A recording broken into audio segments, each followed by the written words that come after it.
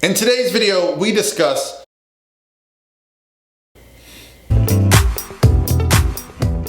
Hey guys, I just want to do a quick introduction for today's video. I brought on my client and my friend Austin Ragno to discuss his journey of going from an off-season to a competition condition to staying shredded and actually eating more food than we were when we were in our building phase.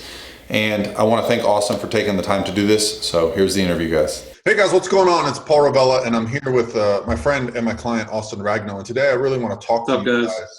I want to talk to you guys about the journey that Austin and I went through for a potential contest, which didn't end up happening. But in that process, we ended up switching goals to a photo shoot. And Austin had a few things coming up, from a bachelor party to a wedding and maybe even a pool party, right, Austin? Hey, always. So what I really want to talk about is how we can go through a process of getting contest lean, of getting shredded, come out of it, and continue to stay lean, eat well, and put yourself in a position to be really successful. Because I think one of the common misconceptions, and you can tell me if I'm on track here, Austin, is that when you diet down to get shredded, after that's over, you just need to put the body fat back on. You just got to get fat and not really be happy with that. But I think what you and I are going to discuss today is that the methods that we've used have put you in such a good position. You're able to stay very lean, eat very well, feel very good, and potentially be in a position to maybe even compete again later this year. So I think the most important points would be, let's talk about where we started at calorie-wise, macro-wise, Okay. and cardio-wise, and then what was the roughest patch, right? The lowest macros, the highest cardio, and then where we're at now. Yeah, so we had met up in September at Olympia, and we were talking about possibly, I had dieted down for Olympia just for the hell of it. And we had talked about the possibility of possibly doing a show in October. And when I came to you and said, like, hey, I want honest feedback with where I'm at. What do you think? Is it possible to pull off a 5-week prep? Because in my eyes, I've dieted for competitions before, and I felt like I was within striking distance of at least a package I'd be happy with. So I figured, why not grind another 5 weeks for a show? So I got back from Vegas, we connected, and I sent you some posing videos and photos and stuff like that. And we had decided, if we were really trying to make a push, that the best idea would probably be to do it an extended prep, obviously, like a normal time frame. And I think in October, it was the middle to end of October is when we finally said, like, all right, here's a plan. Here's what we're going to do. Let's execute it. So for me, I was already relatively lean, but at the same point in time, I was at a place that I wouldn't have been able to sustain like the last few weeks that I prepped into Olympia. I wouldn't have been able to sustain them calories for a long time. So we took the approach of getting in 2.5 solid months of building up my metabolism and my calories and pushing training. And then we started, actually, I guess what you would consider the cutting or the fat loss phase. I think we started the week after Christmas. Yeah, that makes sense. And for everyone that's listening, you got to understand, Austin is very consistent. So even when we're in a building phase, if I was adding 20, 30 grams of carbs, that's what he was doing. He wasn't just kind of willy-nilly eating. So we were actually really able to substantially increase the amount of calories you were eating without having a negative impact on your body composition, right? So that was a good place to start. Right. And that's, I mean, with where I'm quickly jump ahead to where we are now. That's the most fascinating thing to me, is how we've been able to add, hey, let's add 10 grams of carbs, and I'm actually sticking to it. Because in the past, I've done 6 shows, I competed national level, and I always prepped myself. So the biggest issue for me was always the stress that came along with it, because I don't know what the hell I'm doing. I mean, I know a little bit and enough to dial it in. But the easy part for me was dieting. Like, all right, here's my plan. Here's what I came up with, what I have to do in my head. Sticking to it and the training, because all that shit's fun for me. I've been lifting for half my life. I'm 32 now. I started lifting consistently when I was 16.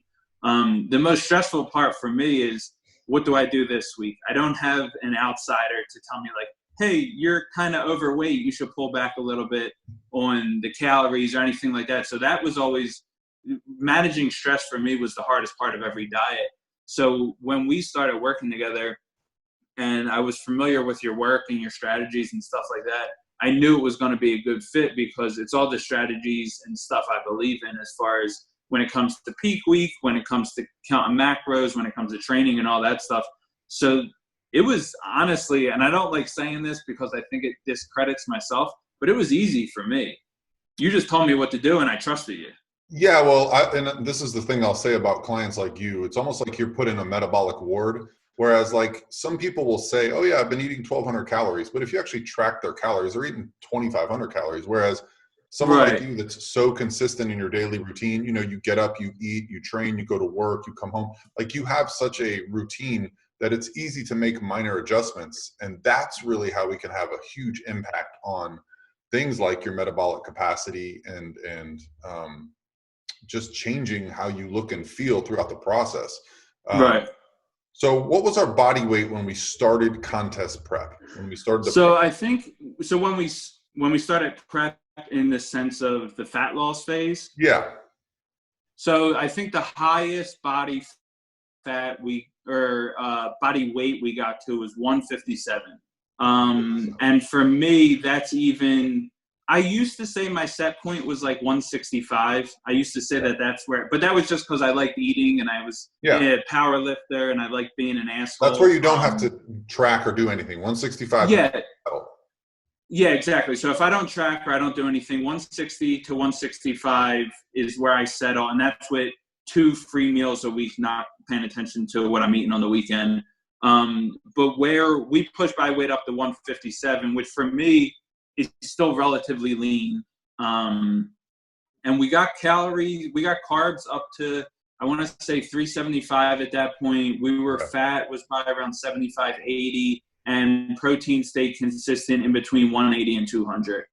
Yeah. And so when we dieted down, initially it was going to be for a local show. And then obviously everything happened with the COVID stuff. And so we ended up having to call an audible. Now, luckily for you, you have an amazing team of photographers and videographers available. So you were able to go, you know what, we'll do a scheduled photo shoot day, which we treat as a bodybuilding show. So I mean, I remember we even got pretty dang aggressive at the end there, just because we only had a couple weeks to go. It was actually going to be, I think, before the show would have happened, right? And so we said, why don't we just, we're in such a good place, why don't we just push and see what we can do in 2 weeks, not what is optimal. So I want to say, I don't remember, what was the most aggressive we got with cardio? I know we did over an hour, 60 minutes of walking. So cardio, the most aggressive we got to a point where, and I think it was only 2 days a week, and it was either the last week or the week before. I believe we were doing 2 60-minute sessions. Yeah. And that was just 2 days a week. That wasn't every day. Yeah, that was like the last ditch effort to just strip off some body fat, because your calories were still in a really good place. I mean, and that's what I was just going to say. The carbs were still high. I don't think carbs ever dropped. I might be wrong, but I don't think they ever dropped under like 250. Yeah, no, you never got really low on the carbs. I mean, we probably got your fats down to like 45, 50 grams a day. Correct. But the carbs stayed at 250, and we always had like some refeeds in there, you know, in the 300 range. And for me, cardio is always, I'm a type of person that I'd rather do more cardio and eat more.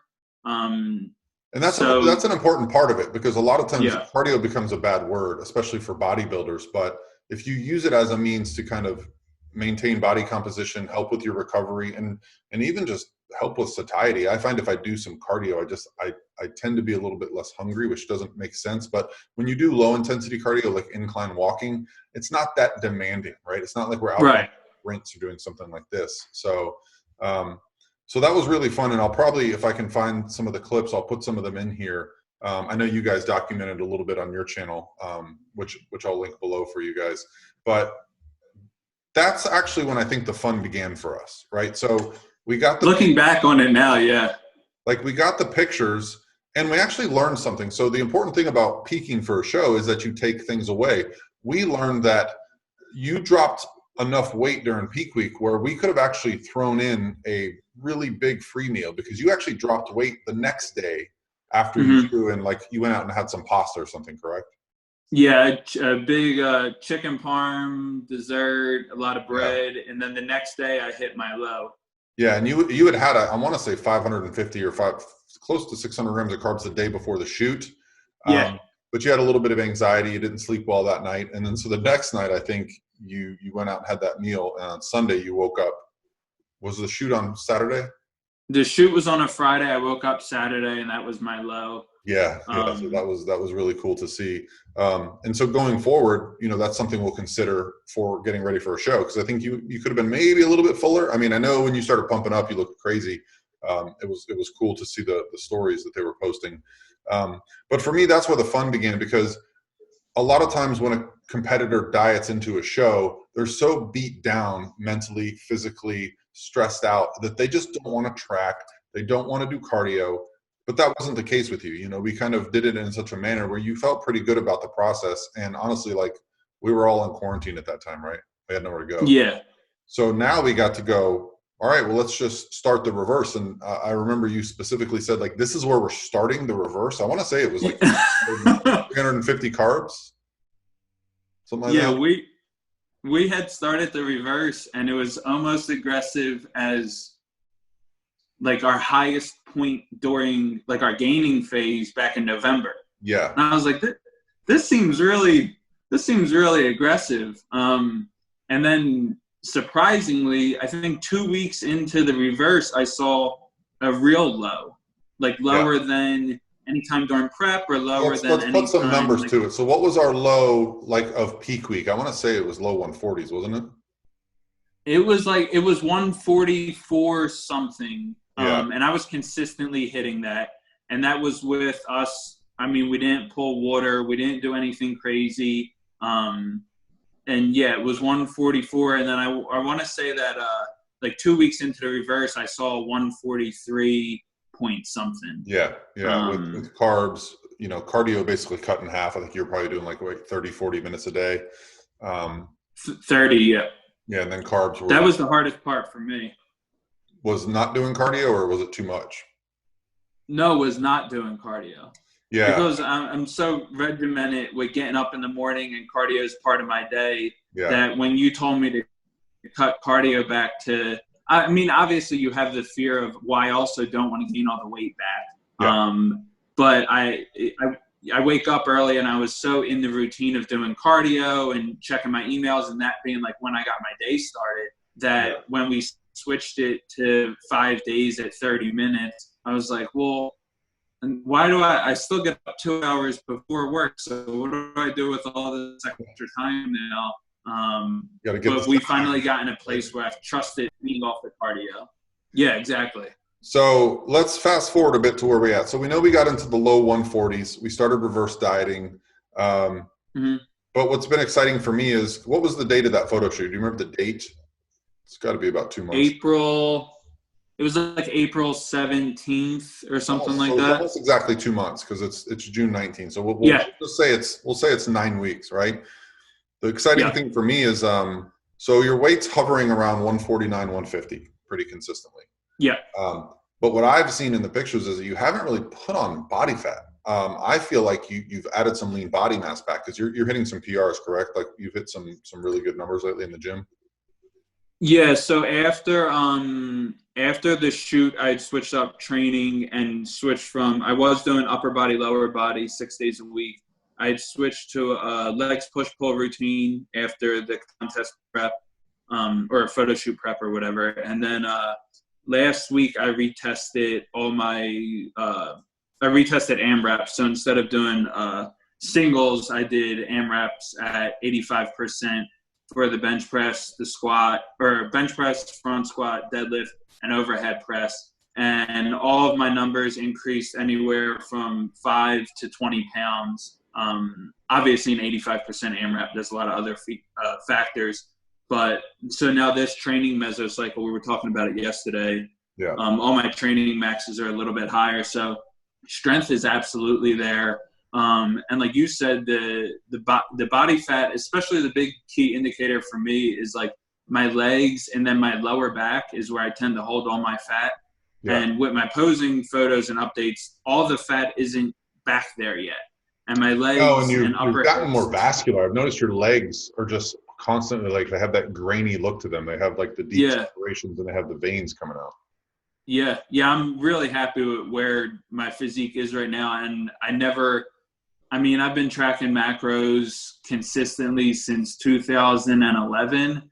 And I've never had a period where I've been over 400 grams of carbs and been able to achieve this look or maintain this weight. Yeah, so tell them your exact macros and cardio right now. So exact macros are 65 grams of fat, 405 grams of carbs, 200 grams of protein, and then cardio, we're at 6 days a week at 30 minutes. And the cardio is still where it's at because I've been pretty on you about like, no, I want to keep cardio in. Let's keep adding food. Every week you've given me the option, like, would you rather eat more or do less cardio? And like I said, for me, my days are so structured and routine that I'd always rather eat more.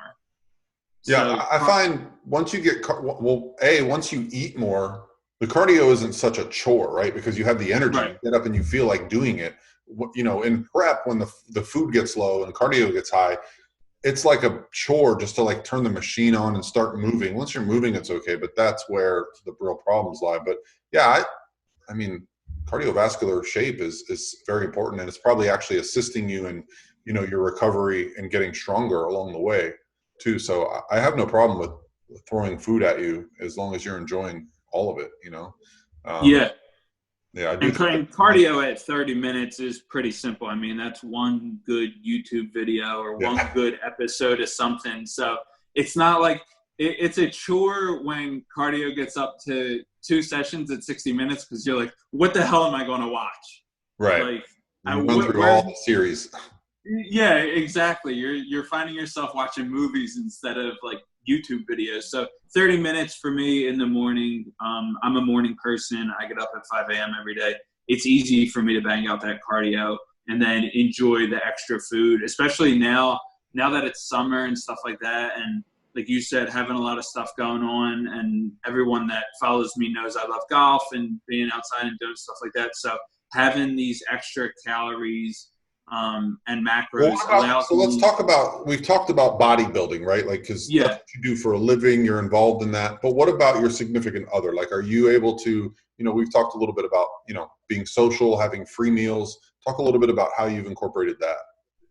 So incorporated that, my fiance now, we're getting married August 1st. So we're like in that prep now, wedding prep. She's also like super into fitness. She's always like joked with the idea of competing and stuff like that. She also tracked macros. So when it was contest prep time, she understands like, all right, if we're in the mood for a pizza or in the mood for Chinese food, like we're just going to make it because we both understand how to track.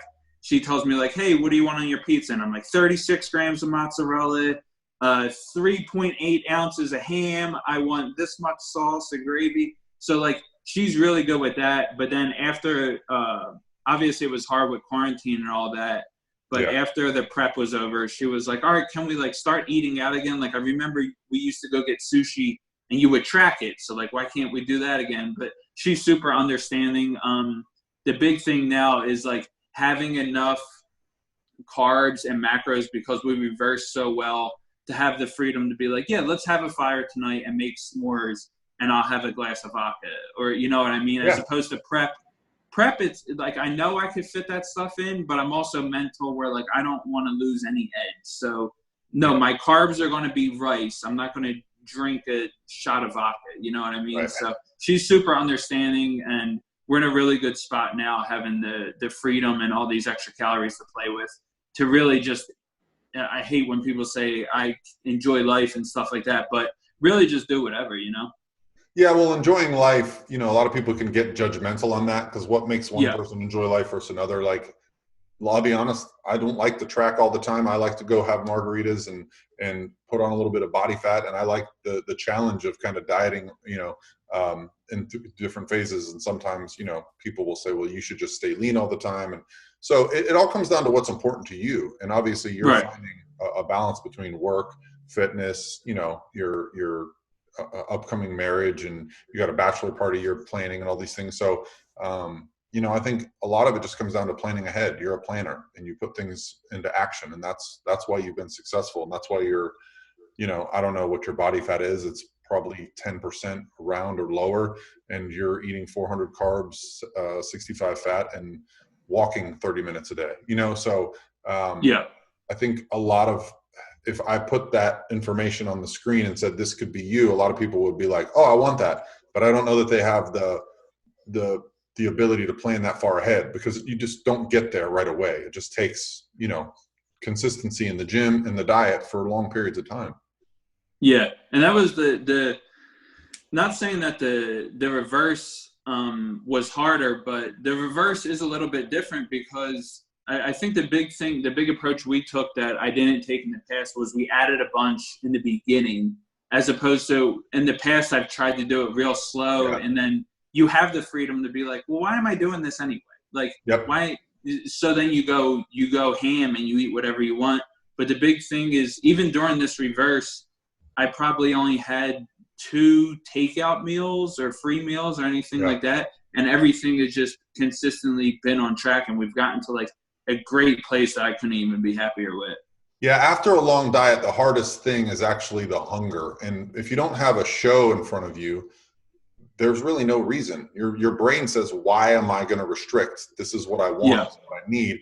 So if you eat more food, then you have some satiety, then you actually have the ability to go, okay, I'm eating enough right now. So yeah, I've done it both ways, and especially in your situation. And, a lot of the things, between the diet break we took in the process, where we bring the calories up and drop the cardio, and the way we peaked you for the photo shoot, where we increased carbohydrates every single day, those 2 things actually do a lot to benefit metabolism.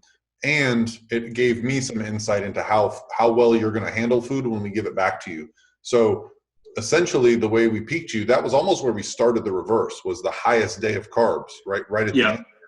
And we saw you dropped weight that week, which was basically maintenance, because it was a little bit of inflammation that came off. It wasn't like you could have dieted the whole process on that much food, but it did give me some insight. And so that's where I found the most success with people coming out of a photo shoot or a show, is not trying to just, add in 50 grams or 50 calories a week. It's like, let's put a substantial amount on there, but also keep some cardio in, and you just feel good. You feel good when you're training. You feel good when you're doing your cardio. You feel good when you're eating. And so you're less likely to just, like you said,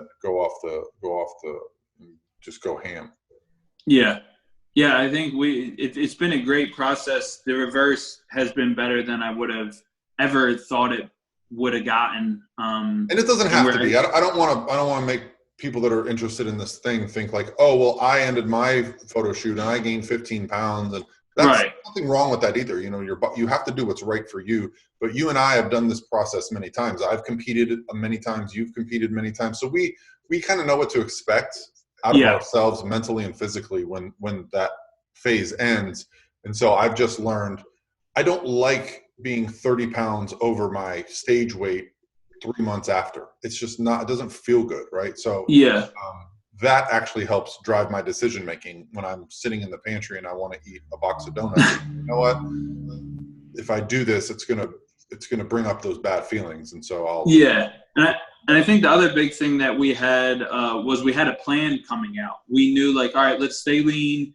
We know shows are going to start back up soon. It wouldn't be a bad idea to stay in striking distance. Like the goal was to still, at the time, possibly get on stage as soon as we could. Summer was coming up, so it made sense to be in shape. So we still had a plan and still had like relative goals, as opposed to getting off stage and your only plan is to eat. I mean, I saw a couple competitors that were supposed to do the same show I was in May, and I had seen them and they were like, hey, we saw you on Instagram, like you're still dieting and stuff like that. And I'm like, yeah, I was never dieting for a show. I wanted to get in shape. Like I wanted to see the years of powerlifting and the extra 7 years since I've been on stage, what difference it's made.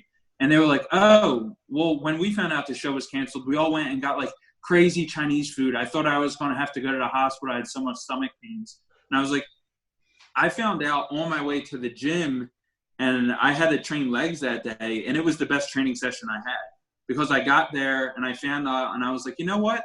I wasn't doing this to get on stage. Right. I'm doing this because I enjoy it. Stage was just like something in the journey that was going to happen. So for me, we had a solid exit strategy and plans, and prep the whole time had the right mindset.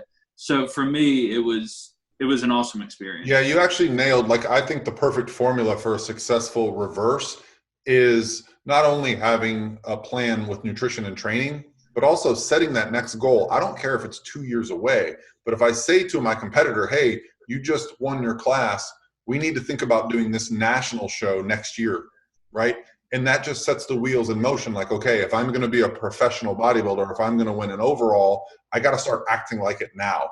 That really helps. So having that goal certainly helps. Well, hey man, I really appreciate you coming on the channel. Absolutely. Anything you got going on right now you want to talk about? I know you work for some pretty cool people. Yeah, we have a lot going on here. The big thing going on in my life is the bachelor party that you mentioned a couple of times. And we've been talking about that a while. Next week we're going to Vegas. So it's reopened, right? As of now. So we're going to go down there and enjoy some sun and some golf. Anyone who stumbled across this video, I'm sure, knows possibly about the brands or Dana or Rob. So we have a ton of stuff going on. Always check in with us and stay in the loop, I guess. Well, cool, man. Well, hopefully we get to catch up soon, find you a show date, and I'm sure I'll see you at the Olympia, if not sooner. Yeah, absolutely. And I'll see you at your next check-in. All right. Thanks, Austin. Yeah, see ya. Thanks, guys.